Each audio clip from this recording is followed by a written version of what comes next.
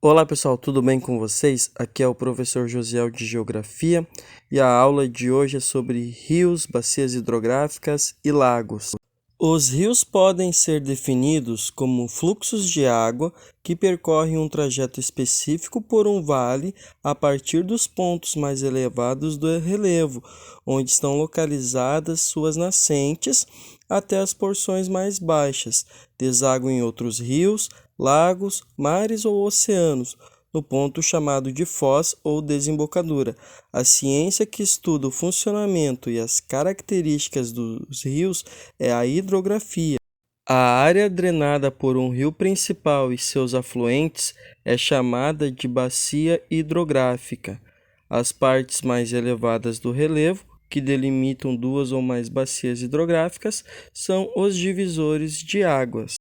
A maioria das bacias hidrográficas apresenta um rio principal, o qual recebe água de seus afluentes e subafluentes, formando a rede de drenagem.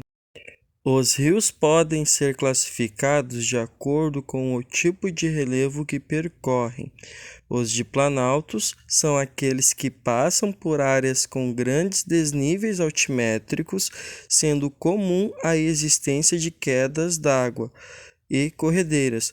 Muitas vezes em seu curso são construídas barragens com a finalidade de converter sua força de movimento em energia elétrica. Trata-se das usinas hidrelétricas.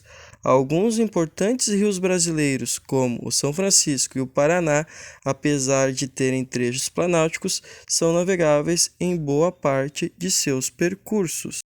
Já os rios que correm em regiões de relevo plano são chamados de rios de planície, pois suas águas não apresentam grande velocidade e quase não existem corredeiras e quedas d'água. Esses rios geralmente são navegáveis, permitindo o transporte fluvial de carga e passageiros. Os rios que se originam do degelo da neve possuem um regime nival, já os rios que se originam a partir da água da chuva possuem um regime pluvial. Os rios que têm os dois regimes possuem o regime misto, como é o caso do rio Amazonas no Brasil. Os rios que têm como destino final os oceanos possuem uma drenagem exorreica. Os rios que têm o seu destino final no interior dos continentes possuem uma drenagem endorreica, já aqueles que secam ao longo do caminho possuem uma drenagem arreica. O intenso processo de urbanização e a expansão das atividades agrícolas e industriais tem causado grandes prejuízos ambientais aos rios. No espaço urbano, a canalização, sem planejamento adequado, ao eliminar os meandros para retificar o curso. Meandros são aquelas curvas que os rios fazem ao longo do seu caminho. Retificar essas curvas diminui a capacidade que o rio tem em reter a água das chuvas. Isso gera problemas como inundações, os quais podem ser agravadas pela poluição dos rios. No ambiente rural, um procedimento bastante preocupante é a retirada da mata ciliar ou mata de galeria, como é chamada a vegetação que acompanha o leito do rio. Ela é muito importante na manutenção do leito, pois suas raízes atuam no sentido de impedir o desgaste erosivo das margens fluviais, o que evita que um rio fique mais largo e mais raso, isto é, impede o assoreamento que influi negativamente nas formas de vidas ali existentes.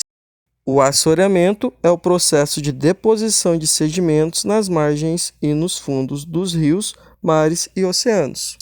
Os lagos naturais são depressões, áreas situadas abaixo do nível das regiões de seu entorno, preenchidos com água, as quais podem se originar tanto da chuva quanto dos lençóis subterrâneos de rios ou como resultado de degelo.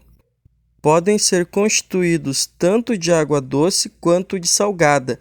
A água salgada pode ser encontrada em lagos antigos, onde a evaporação foi muito grande e a quantidade de sódio acumulado é bastante elevada. Os lagos salgados diferem dos mares fechados, principalmente no que se refere à dimensão, pois são menores. Mesmo os lagos mais antigos contam com apenas 25 milhões de anos, ou seja, formaram-se recentemente se levarmos em conta o tempo geológico da Terra, no qual há rochas com mais de 4 bilhões de anos.